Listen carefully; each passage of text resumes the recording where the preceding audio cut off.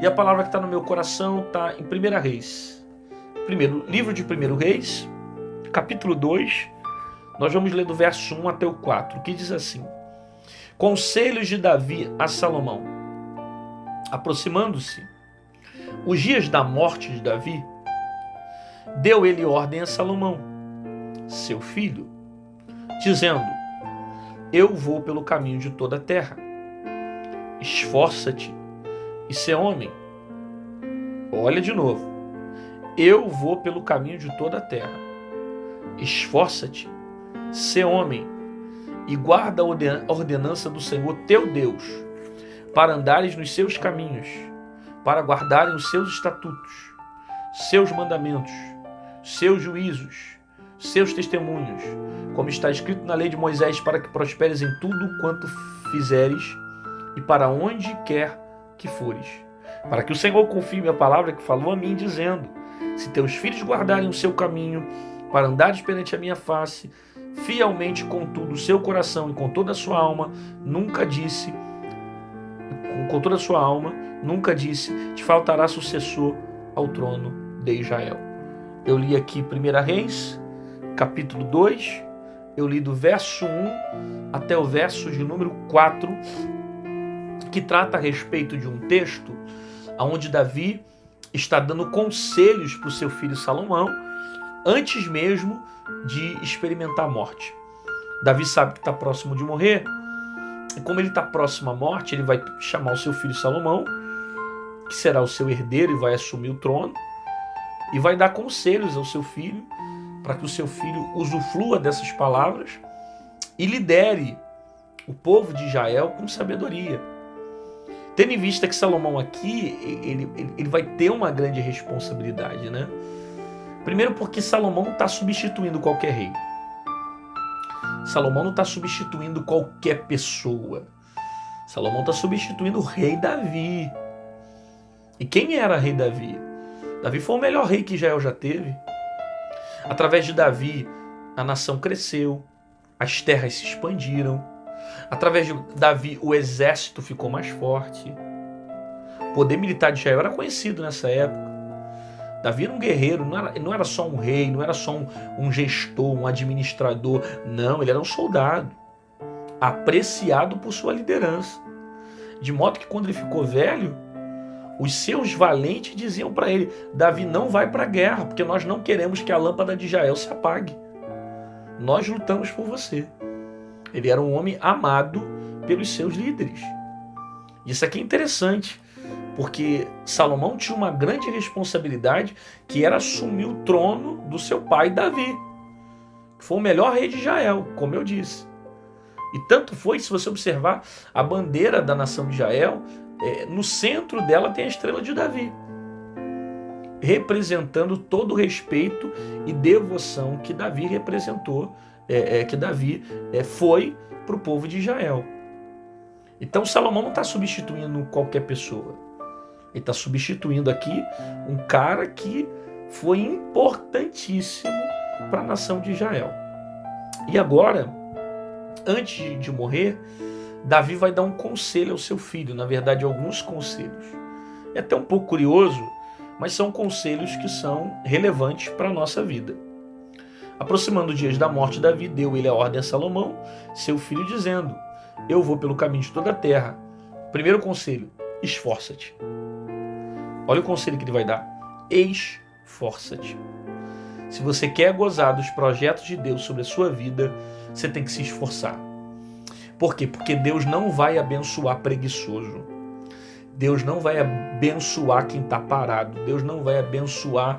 Deus não gosta da preguiça. Tanto é que um dos provérbios, a Bíblia fala para o preguiçoso aprender com a formiga. Por quê? Porque Deus não tem prazer naquele que está preguiçoso, que não se esforça, que vive uma vida desanimada.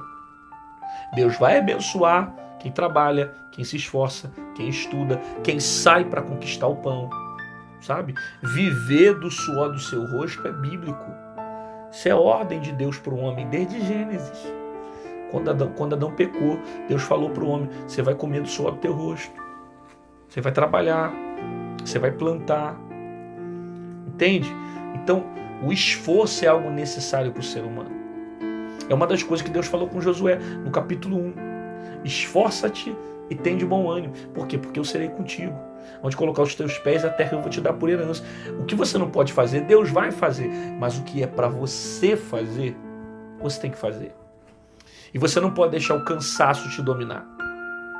Você não pode deixar o desânimo te dominar. Você não pode deixar a fraqueza te dominar, ou porque você passou por um problema e o problema tentou te atrofiar. Não, esforça-te. Porque aquilo que é para você fazer, Deus não vai fazer por você. Não adianta ficar, o Senhor prometeu, o Senhor falou, recebi um monte de promessa, o Senhor disse que ia acontecer, e papapá, e não vi nada acontecer. Claro, você não fez tua parte.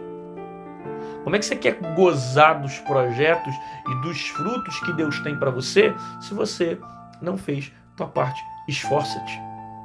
Fazer o impossível é para Deus. Realizar o impossível é para Deus. Fazer o possível é para nós. Tem coisas que sou eu que tenho que fazer. Tem coisas que sou eu que tenho que realizar. O esforço é meu. A dedicação é minha. O comprometimento é meu. Eu preciso me esforçar. Às vezes Deus está te fazendo um monte de promessa, falando que você vai conquistar isso, vai ter isso, vai ter... Aí você está paralisado, parado, esperando acontecer. Espera para ver se vai acontecer. Acontece não, irmão. Se anima. Estuda. Tenha bom ânimo. Esforça-te. Dá o teu melhor. Persevera. Se prepara para as oportunidades. Deus quer esforço seu. É a sua parte. Enquanto você não faz a tua parte, Deus não faz a dele. Então ele está esperando você se esforçar. Esse é o primeiro conselho de Davi para Salomão. Esforça-te, cara. Porque você vai assumir o reinado. Você vai assumir uma grande responsabilidade. E se você não partir para cima, se você não se esforçar, você não vai ver nada disso se cumprir. Você está debaixo de uma promessa. Deus fez uma promessa para mim. E disse que não ia faltar rei no trono. Só que tem um porém. Tem que seguir esses princípios. Guardar os estatutos, a palavra, tal. Se esforça. Se esforça. E não deixe com que as circunstâncias venham tirar a tua paz, venham tirar as certezas, venham tirar as convicções de você permanecer no propósito que Deus estabeleceu para você. Esforça-te é o primeiro conselho de Davi para Salomão. O segundo conselho, que é um conselho curioso, esforça-te e ser homem. Isso aqui confronta com a gente. Isso aqui confronta muito. Principalmente para quem é homem agora. Homem.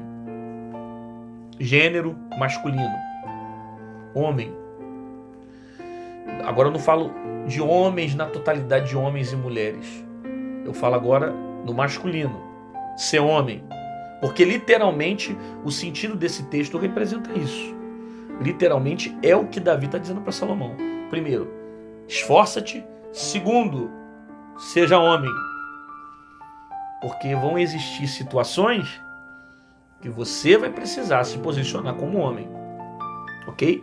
A Bíblia sempre deixou muito para nós definido a questão do posicionamento do homem e a questão do posicionamento da mulher. Eu sei que isso é um tipo de linguagem que na geração que a gente vive parece estar desatualizada, porque o homem tem o papel que quer, a mulher tem o papel que quer, ela pode ser... Mas pelo menos a Bíblia, quem lê Bíblia sabe que a Bíblia define para nós algumas coisas em relação ao homem e algumas coisas em relação à mulher. Ok? Isso não significa que um é melhor do que o outro, que um é inferior ao outro. Não, não é nada disso. Até porque a Bíblia não coloca a mulher inferior ao homem. A Bíblia coloca uma mulher com um papel diferente do homem, que é o que a Bíblia diz, que ela é o vaso mais frágil. Ok? Existem coisas que Deus permite o homem fazer porque é papel dele fazer. Pastor, a mulher pode trabalhar, a mulher pode estudar, a mulher tem capacidade para fazer coisas infinitamente melhores e maiores que o homem, só que tem um papel para o homem. O papel para o homem, ser homem. E ser homem não é ser masculino no sentido dele simplesmente ter ali o órgão genital masculino. Ser homem é ter postura de homem, responsabilidade de homem, posicionamento de homem, que está faltando muito para esses dias. Mas é o que Davi está dizendo para Salomão. Você vai ter que ter postura, cara. Você vai ter que ter posicionamento. Você vai ter que ter compromisso. Você precisa ser homem. Eu arrisco dizer, agora contextualizando um pouco, que hoje a gente vê a degradação tanto do papel do homem quanto da mulher, porque também os homens perderam muito o seu papel e assumiram funções de maneira grotesca, de maneira errada, sobrepondo pontos da Bíblia sem interpretação correta, usando pontos da Bíblia para simplesmente impor as coisas, quando na verdade a Bíblia não ensina a imposição, a Bíblia ensina a questão desse papel, a Bíblia ensina a questão dos dois estarem ligados na mesma visão, no companheirismo, atuando juntos pelo mesmo propósito, e não um sendo maior do que o outro, né? Então, por causa do homem ter entrado em um declínio com o seu papel, a gente vê grande parte também das mulheres assumindo posições por causa da ausência dos homens. E Davi está dizendo para Salomão: você precisa ser homem, cara. Você precisa ser homem. Isso aqui é um conselho bom que um pai está dando para um filho. Seja homem. Assuma as responsabilidades. Não tenha duas palavras, porque o homem tem que ter uma palavra só. A Bíblia ensina isso. O cristão tem que dizer sim, sim ou não, não. A palavra do cristão é uma só. Seja homem. Honre. Seja fiel. Seja justo. Se posicione. Não fique em cima do muro. Sabe? Tantas coisas que qualificam o papel do homem, que o próprio Davi está falando para o homem, e que a gente pode tirar isso pela palavra, que Deus determinou para o homem, da mesma forma como Deus determinou outras coisas para a mulher. E a mulher, ela tem uma dádiva de Deus, porque isso é uma dádiva, e Deus concedeu isso à mulher, né, que é gerar. Tanta gente despreza isso, sabe? Não dá valor a isso, mas você já parou para pensar o que é um ser humano gerar um outro ser humano, e Deus concedeu isso ao sexo feminino? Já parou para perceber a dádiva que é? O privilégio que é? Esse poder que tem de multiplicar, de crescer, sabe? Existem coisas que eu preciso entender na palavra, que se eu praticar os princípios dela, eu vou gozar das promessas do Senhor. Só que agora, Davi está dando um princípio para Salomão, seu filho, e está ensinando para ele a aprender que para administrar o que Deus colocou para ele tem que ser homem. Primeiro, se esforça. Segundo, seja homem. Veja bem, ser homem não é o que a sociedade está impondo, machista. Esse machismo ao extremo, mal educado, arrogante, passando por cima de tudo e de todos. Isso tem nada a ver. Isso é gente mal educada. Isso é gente que não entende os valores da palavra de Deus. Ser homem é assumir a sua função, assumir a responsabilidade, é proteger, é cuidar, é amar.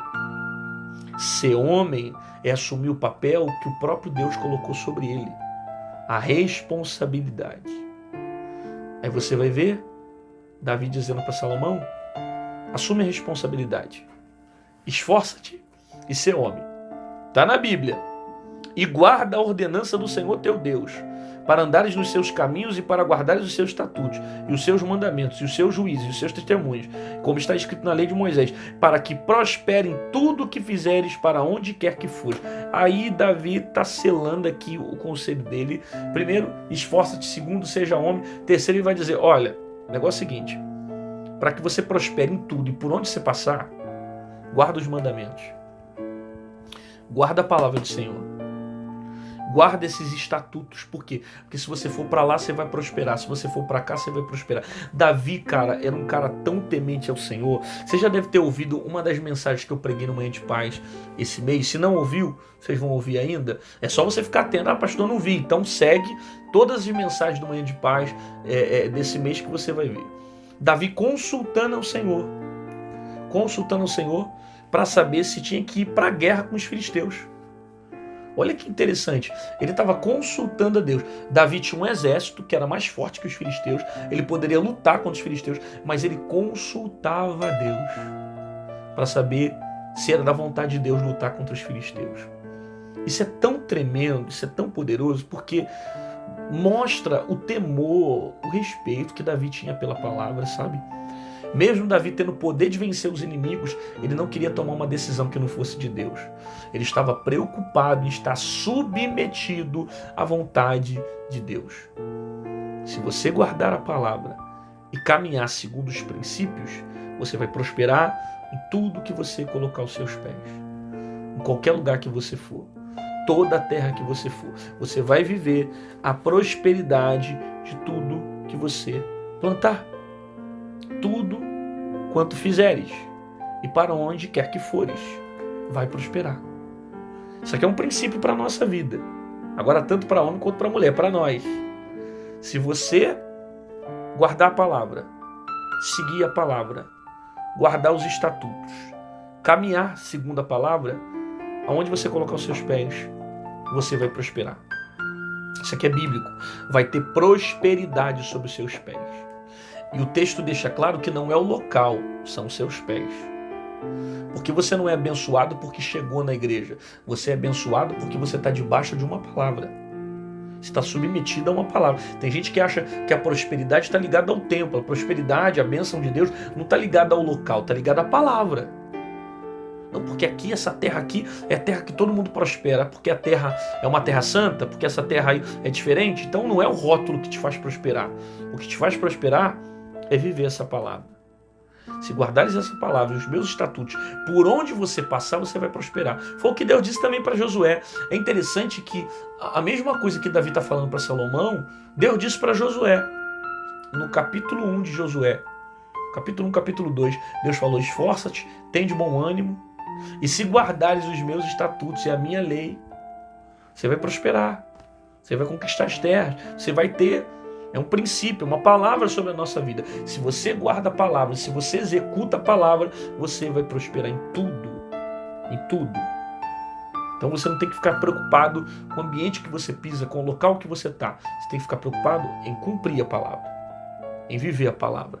É óbvio que você cumprindo a palavra, você vai ter um lugar para congregar. Você cumprindo a palavra, você vai ter um lugar para exercer comunhão com seus irmãos. Para viver os princípios. Agora, sempre o segredo você entendendo que é você e Deus, cumprindo a palavra e vivendo a palavra, praticando a palavra para usufruir das promessas que Deus tem feito a você. Então guarde a palavra, preserve os princípios, permaneça nessa palavra. Para quê? Para que você prospere em tudo, tenha sucesso em tudo. Ah, pastor, você está dizendo então que se eu andar com Jesus e guardar a palavra, eu vou prosperar em tudo, tudo vai dar certo, tudo vai florescer. Primeiro você precisa entender o que é prosperidade. Prosperidade não é riqueza. Isso não significa que você vai ganhar o mundo, você vai ganhar casa, vai ter 50 carros, não. Isso aí não tem nada a ver. Prosperidade está ligada ao fato de você ter uma vida de sucesso. Prosperidade está ligada ao fato de você ser feliz com aquilo que você tem. Você pode ganhar 2 salários mínimos e ser próspero. Você pode morar de casa alugada e ser próspero. Ué, claro que pode. Por quê? Porque tem gente que tem 3, 4 casas, cheio de riqueza e não é próspero. Não tem felicidade, não tem alegria, não tem harmonia na sua casa, não tem bem-estar. Então, quer ter sucesso, quer ter prosperidade em tudo nessa vida? Guarda a palavra. Todas as áreas serão prósperas. Aí ele continua dizendo para nós: para que o Senhor confirme a palavra que falou de mim, dizendo: se teus filhos guardarem o seu caminho para andarem perante a minha face fielmente, com todo o seu coração e com toda a sua alma, nunca te faltará sucessor ao trono de Israel. Então, Davi está dizendo o seguinte: se você guardar essa palavra, quem estiver no trono vai prosperar. Se você guardar essa palavra, não vai faltar sucessor. Então guarda essa palavra, para que os seus descendentes também recebam essa palavra, para que os seus filhos também recebam essa palavra, e para que aquilo que Deus liberou sobre mim alcance a sua vida e a sua descendência. Davi está ensinando para Salomão aqui um princípio pautado de promessa, que se ele guarda essa palavra, ele tanto vai usufruir quanto os filhos dele vão usufruir, e não vai faltar rei no trono. Só tem um porém: não pode desobedecer e nem quebrar os princípios da sua palavra. Isso aqui é algo muito real. É real também para a nossa vida, porque quando você guarda as bênçãos, quando você guarda os princípios e você passa a usufruir das bênçãos, as promessas de Deus não alcançam só a tua vida, ela alcança teus filhos, teus netos e a sua descendência. Você crê nessa palavra? Tem bênçãos que Deus libera para você que não vai somente para você. Teus filhos, teus netos, se eles seguirem no mesmo caminho da obediência, as bênçãos de Deus vêm sobre a vida deles. Então não só você Deus quer abençoar nessa manhã, Deus quer abençoar teus filhos, Deus quer abençoar teus netos, Deus quer abençoar a sua descendência. Recebe a palavra? Recebe mesmo? Então escreve nos comentários, declara aí, eu estou decidido a me esforçar, eu vou cumprir a vontade de Deus sobre a minha vida, eu vou ser homem, né? No caso, quem é homem, eu vou ser homem, eu vou assumir a responsabilidade, eu vou cumprir os propósitos de Deus, eu vou honrar o Senhor por onde eu passar, eu vou guardar a palavra, eu vou ficar nessa palavra, não sei, coloca alguma coisa que Deus falou com você aí no comentário, para que outras pessoas sejam edificadas e você testifique que essa palavra está falando ao seu coração.